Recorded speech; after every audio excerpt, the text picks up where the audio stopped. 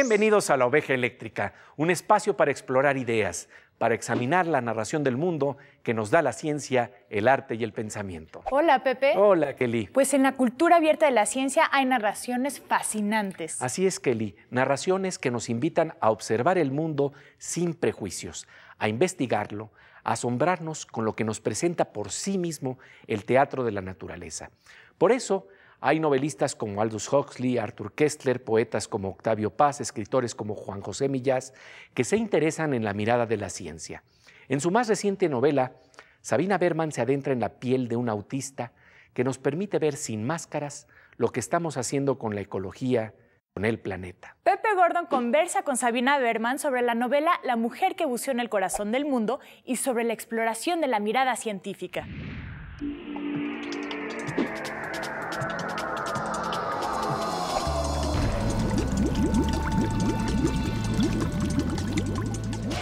Es un gusto que esté aquí con nosotros en La Oveja Eléctrica, Sabina Berman. Bienvenida. Muchas gracias, Pepe. Acabas de escribir este libro que se llama La mujer que buceó dentro del corazón del mundo y realmente tiene que ver con el mundo de los atunes plateados que son tan amigos de las ovejas eléctricas. Y pues, para hablar precisamente de esta exploración que haces en este libro, porque hay una mirada que de alguna manera está muy cercana a la ciencia en términos de lo que describe su personaje central, que precisamente es autista.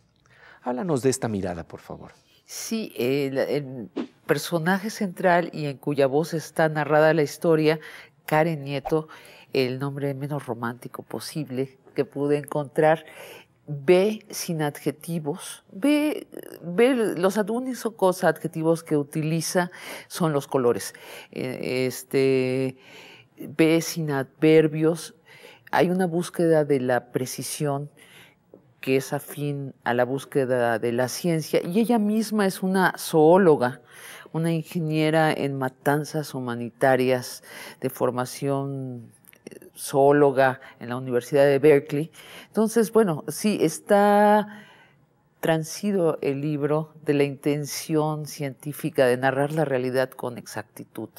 Narrar la realidad de una forma en donde las metáforas y las fantasías con las que a veces filtramos el mundo no nos permiten encontrar la fantasía real que sí se encuentra ya en el mundo. No las tienes que inventar, no las tienes que imaginar. La fantasía de la realidad es mucho más emocionante, compleja, misteriosa,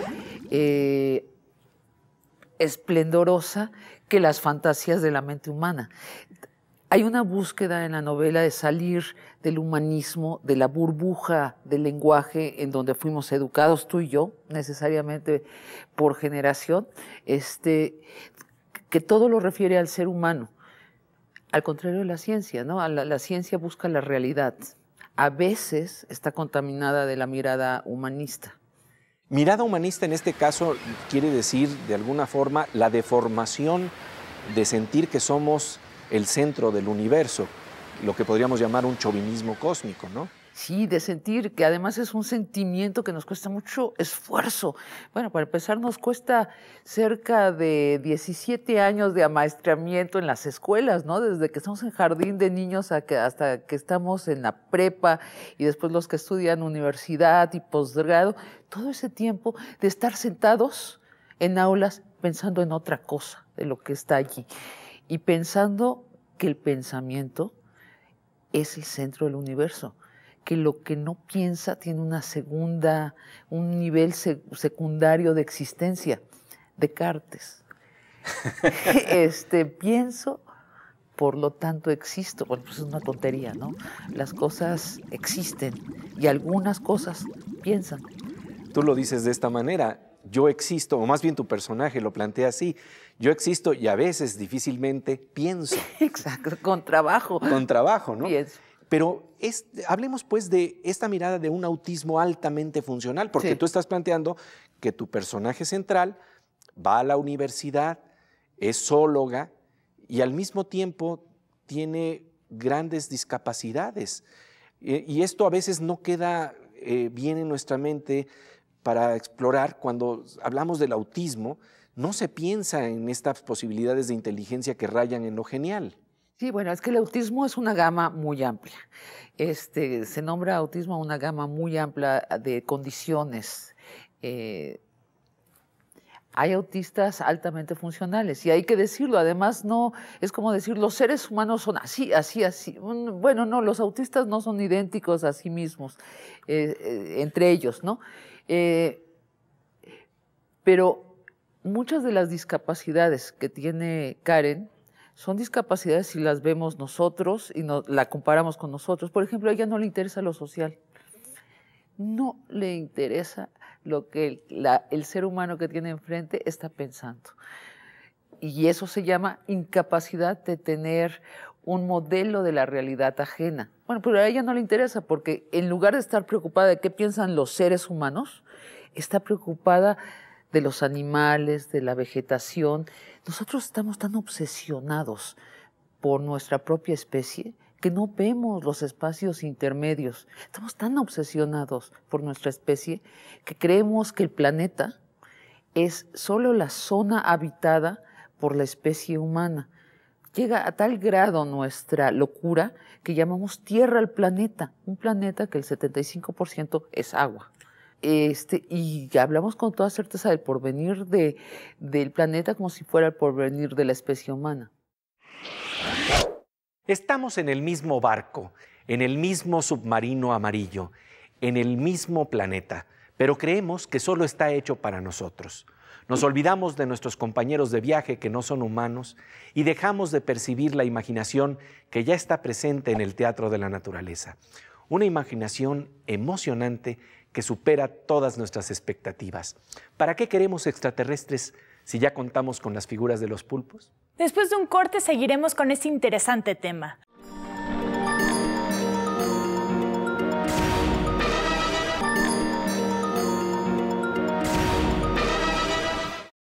Estamos de regreso en La Oveja Eléctrica con la narración sin prejuicios que busca la ciencia para observar el teatro de la naturaleza. Pepe Gordon conversa con Sabina Berman sobre la percepción de su personaje central, Karen Nieto, una mujer autista que desde el silencio tiene otra mirada sobre el mar y la ecología.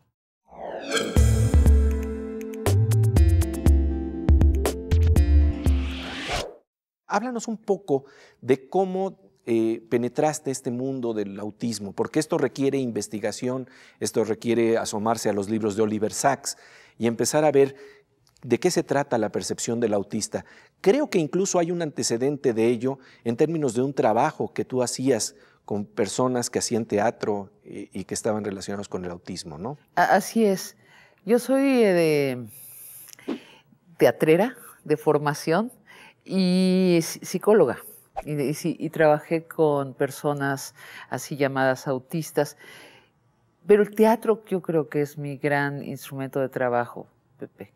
Porque el teatro te enseña a soltar el cuerpo y volverte un espejo del otro y sentirlo. Entonces, sí hay algo de investigación libresca en la novela, pero yo creo que es lo menos interesante.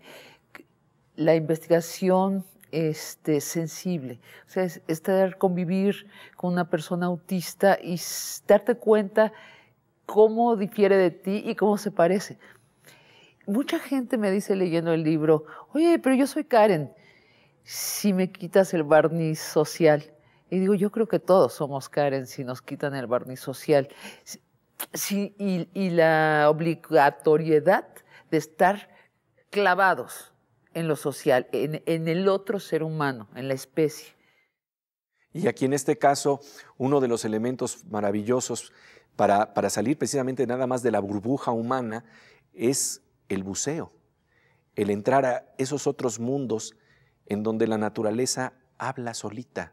No nosotros tenemos que imaginarnos ni siquiera lo que habla, sino que necesitamos silencio para poder escucharla. Y en el buceo estás en silencio, no hay de otra.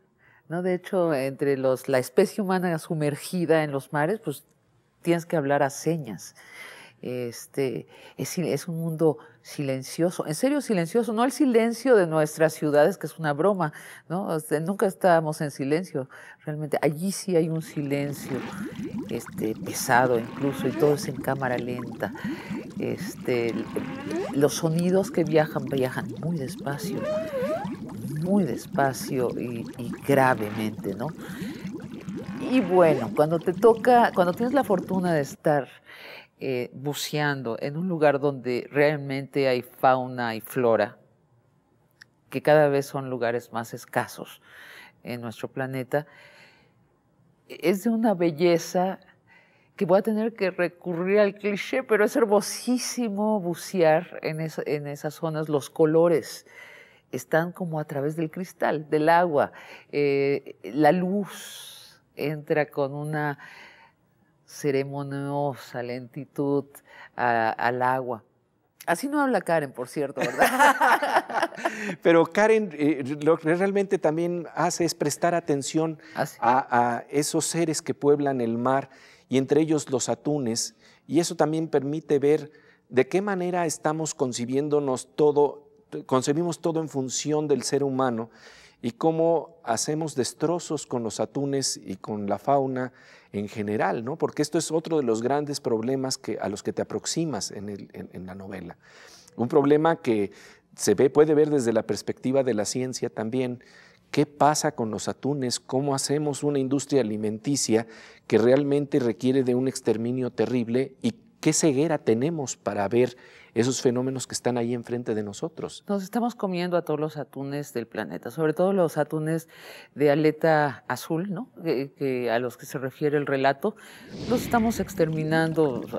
Algunos grupos ecologistas dicen que sobran 3 años de atunes de aleta azul, otros hablan de 10 años, pero no más, ¿eh? O sea, no habrá más si seguimos a ritmo de exterminio comiendo sushi de atún, que es delicioso. Pero mira el grado de nuestra ceguera, que depende de estar sumergidos en la esfera del lenguaje. O sea, que no estamos en la realidad, sino estamos en el pensamiento, en el lenguaje.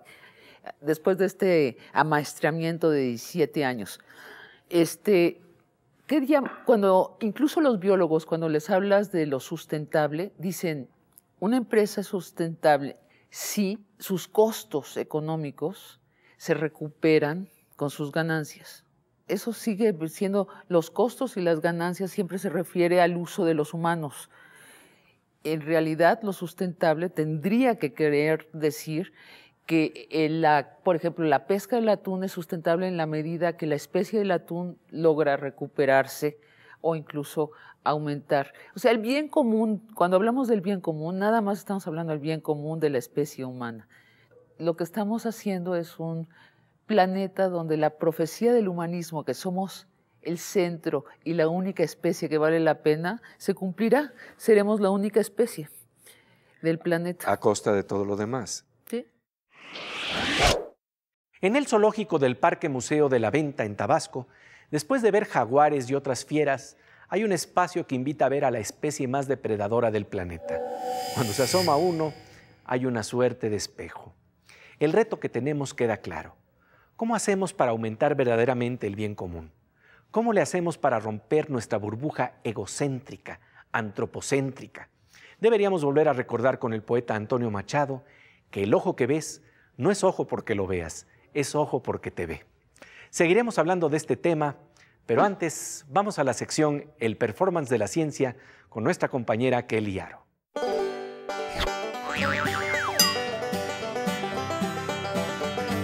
Pues el día de hoy hemos estado hablando de que nuestra soberbia le llamamos a nuestro planeta Tierra porque los seres humanos habitamos ese rincón, esa zona del planeta que se llama Tierra. Pero en realidad la mayor parte del planeta es agua y creo que de eso es tu experimento, ¿no? Así es, Pepe. Vamos a hablar de una no propiedad del agua y también al mismo tiempo un guante va a saludar al público. Vamos a ver. Tengo aquí una botella, una parte de una botella está cortada con un guante. Ajá. Y la introduzco en esta agua y saluda al público y dice hola.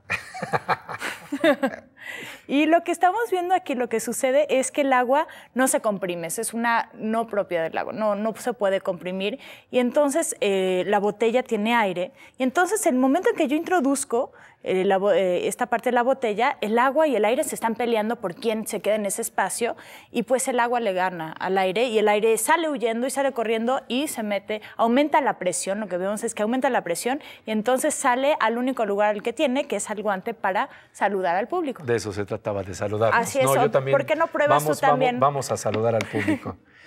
Y bien, pues con la imagen fascinante de lo que quiere decir siempre la narración de la ciencia, volvemos a La Oveja Eléctrica con Sabina Berman para hablar del asombro ante la narrativa de la ciencia.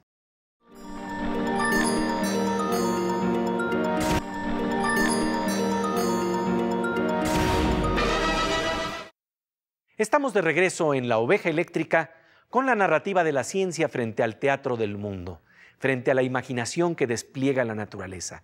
Si no sabemos ver lo que nos rodea, por supuesto tampoco sabemos ver el potencial que tenemos como seres humanos. Pepe Gordon conversa con Sabina Berman sobre los prejuicios que no nos dejan ver lo que está más allá de las limitaciones del autismo.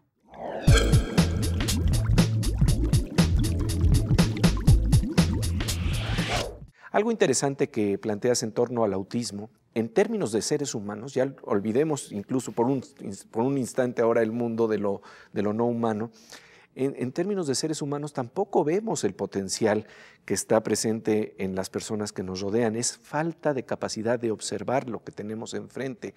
Y en este caso hay algo muy interesante en términos de unas pruebas que le hacen a tu personaje central que determinan que en 90% de sus capacidades realmente estamos hablando de algo que está muy limitado. Sí, por ejemplo, le hacen sus pruebas de inteligencia, y yo fui psicóloga que hacía pruebas de inteligencia, y ella se tarda mucho, entonces no completa nada porque le marcan con el secundero, tiempo, la siguiente, se queda muy frustrada, va y compra las pruebas de inteligencia en la librería de la Universidad de Berkeley y aprende a hacerlo, y a la semana siguiente ella misma se pone a resolver una por una, así muy eficazmente, todas las pruebas, y dice, pues, 100%. Se tardó 7 días en lugar de 30 minutos, pero ¿cuál es el problema? Y dice ella, ¿no? ¿Por qué la velocidad es tan importante para nosotros? Y sé a lo que te refieres, que el 10%, ella tiene un 10% donde está en los porcentiles de genialidad de la especie, y un 90% que se distribuye así. Más o menos el 80% está en la mediocridad y el 10% está en la imbecilidad y la idiotez. Y su tía, cuando ve las pruebas, toma una decisión, que se va a olvidar de ese 90% y solo le va a apostar al 10% donde ella es genial. Si ella no puede aprender ciertas cosas, ¿para qué insiste en hacerlo? Si ella no quiere aprender a bailar, si ella no quiere tener inteligencia emocional, bueno, no quiere, no puede. Le cuesta mucho trabajo relacionarse. ¿Para qué la va a hacer? ¿Para qué va a tratar de convertirla en Lady Di? Que sea como es. Y donde sí es genial, invertir en eso tiempo, esfuerzo, conocimiento, mandarla a la universidad, que por ejemplo es genial en la concepción espacial. Ella llega a un lugar, inmediatamente tiene el mapa. Es genial en el detalle. Ella ve la realidad llena de detalles, no como nosotros que estamos educados, amaestrados, para llegar a mapas abstractos. Ella ve todo, todo. Y eso nuestra cultura lo considera parte de la idiotez, ¿no? Y apostar por ello se vuelve vital, porque además también se vuelve una posibilidad de hacia dónde podría caminar nuestra sociedad. Si es que es cierto que hiciéramos un test en términos sociales, a lo mejor nos daríamos cuenta que también en 90% tenemos gravísimas limitaciones, pero tal vez la idea sería apostar a ese 10% en donde se mueve la genialidad, la creatividad y que puede poner en movimiento otras cosas, porque lo más interesante es que el pensamiento de tu personaje central se sale de las categorías tradicionales y tiene la capacidad de hacer innovaciones que son impensables, que eso tiene que ver con el espíritu de la ciencia. Pues sí, apostar a nuestras diferencias y no a lo que nos hace iguales. Y cuando estamos hablando de esta percepción, ¿de qué manera se te liga con la percepción del científico? ¿De qué manera esta percepción hemos hablado de que la ciencia es una narración del mundo? ¿En qué medida la ciencia precisamente logra darnos esas percepciones que nos sacan de ese mundo de igualaciones entre los distintos pensamientos y nos mete a ver terrenos que no son los que están marcados por nuestros prejuicios? Porque creo que de alguna manera ahí está lo fundamental. Así es, el científico se acerca a la realidad con una gran humildad, a medirla de antemano, sabiendo que la realidad es más misteriosa que lo que él se puede imaginar. Creo que la solución de la especie humana es la ciencia. En este siglo XXI, y creo que es el discurso más emocionante. Creo que están muy desgastados los otros discursos y está muy bien, es un proceso histórico de conocimiento. Y yo creo que vamos hacia que la ciencia sea el discurso social que nos pone de acuerdo a los seres humanos. Hay problemas bien específicos de por qué no ha sucedido, pero se están resolviendo, curiosamente. Al haber escrito esta novela, siempre representa ciertos hallazgos, el encontrarte con un pensamiento que puedes explorar más lentamente.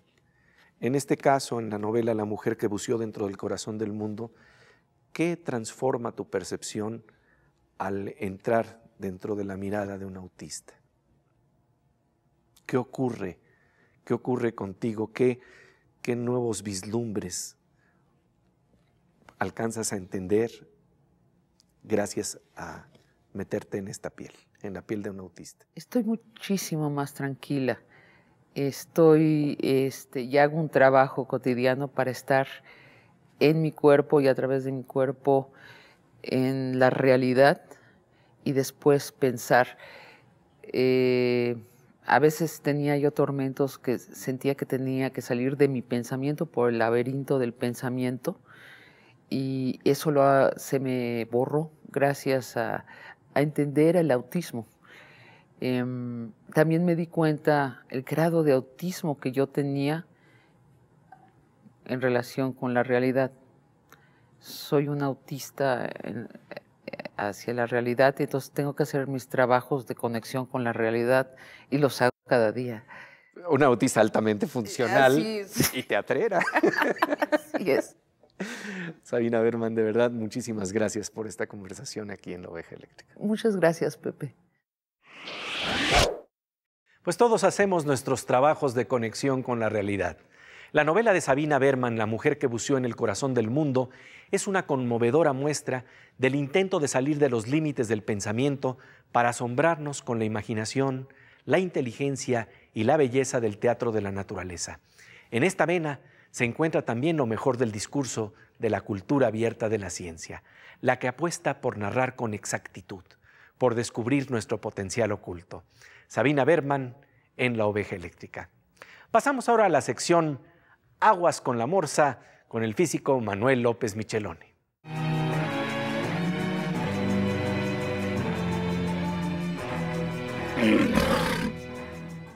Pues querido Morsa, como siempre, bienvenido aquí a La Oveja Eléctrica. Gracias, Pepe. Oye, pues el día de hoy hemos visto a Sabina hablar precisamente en su novela del diagnóstico que se le hizo a una niña autista y cómo la tía vio que efectivamente había un 90% de limitaciones, pero había un 10% en donde esta niña autista tenía capacidades que son geniales. ¿Cómo ves en el contexto de lo que vivimos, en donde realmente tenemos como conciencia colectiva muchos problemas, la posibilidad de encontrar ese 10% de genialidad que también nos corresponde en el marco de la dignidad humana? Fíjate que es una buena pregunta, pero es, yo creo, bastante complicado entender qué tenemos que hacer para sacar este 10% de la genialidad que nos tocaría, ¿no? Pero todos estos detalles, estos 10% son los que finalmente generan el cambio, fíjate. Por ejemplo, la cámara esta que tomaba fotos y ya le imprimía, la Polaroid, ¿no? Sí, bueno, claro. Bueno, eso salió porque una niña le dijo a su abuelo, oye, ¿no me puedes mostrar la foto que acabas de tomar? Y el otro dijo, pues no puedo, tengo que mandarla a revelar, ¿no?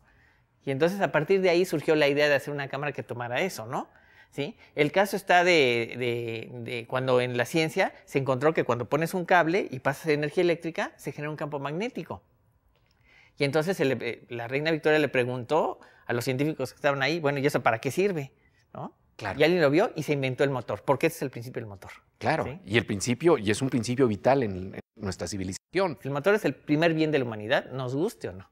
Y hay que encontrar entonces esos motores de ideas que pueden transformarnos. Sí, pero hay que tener esa visión. Algo así como una serendipitia, ¿podría ser? Sí, que de pronto se nos ilumine el cerebro y sabemos que ahí están las cosas. Ay, pues querido Morsa, como siempre, un placer conversar contigo. Gracias, Pepe. Y nosotros seguimos aquí en La Oveja Eléctrica, pasamos del ámbito de la ciencia al ámbito del arte con la mirada de Miriam Moscona. Veo.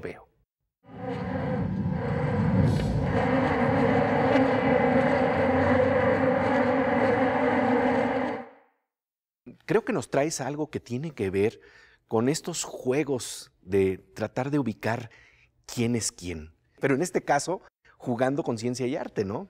Mira, en otras ocasiones hemos hablado de las fronteras entre la ciencia y el arte. Hoy vamos a ver qué tan hábiles somos visualmente para distinguir las diferencias entre ambos mundos que a veces se tocan de una manera sorprendente. Vamos a presentar 3 imágenes. 2 de ellas son de un artista y una es una imagen obtenida gracias a la ayuda de un microscopio. A ver, vamos a ver. Esta especie de rizos o de espirales verdes y rojas, en su repetición, forman ante nosotros un cuadro con una propuesta estética. Estamos ante una pregunta que no nos parece obvia. ¿Es esto un diseño de la naturaleza o el diseño de un artista? Una tercera propuesta visual. Este derrame de formas que parecen hechas con crayón, ¿son producto de un trabajo artístico o el acercamiento de un cuerpo específico piloso que, visto con la ayuda de instrumentos, adquiere esta forma? Ahora sí, estamos frente a la imagen que podemos ver gracias a la ayuda de instrumentos especializados. No es obra del artista Cy Twombly, sino obra de la enigmática naturaleza. Lo que usted ve aquí son cianobacterias, es decir, microorganismos cuyas células miden tan solo unos micrómetros de diámetro y aún así son más grandes que la mayoría de las otras bacterias. Si se sintió confundido, no lo lamente. Es la naturaleza quien produce estos inquietantes diseños.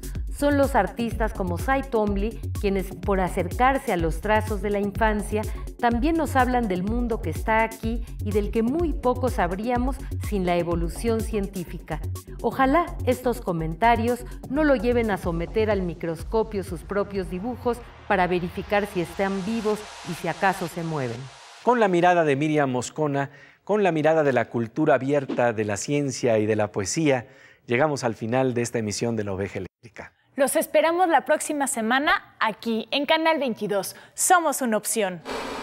Nos encontramos con el doctor Richard Roberts, Premio Nobel en Medicina y Fisiología, para hablar de uno de los avances más interesantes en la zona de las bacterias. Okay, we're going to talk today about some bacteria, a project that I'm involved in to understand the function of the genes in bacteria, because I think this is going to be very important for our ability to understand life, including human life. And we will wait for you in the electric ship. Aquí en Canal 22.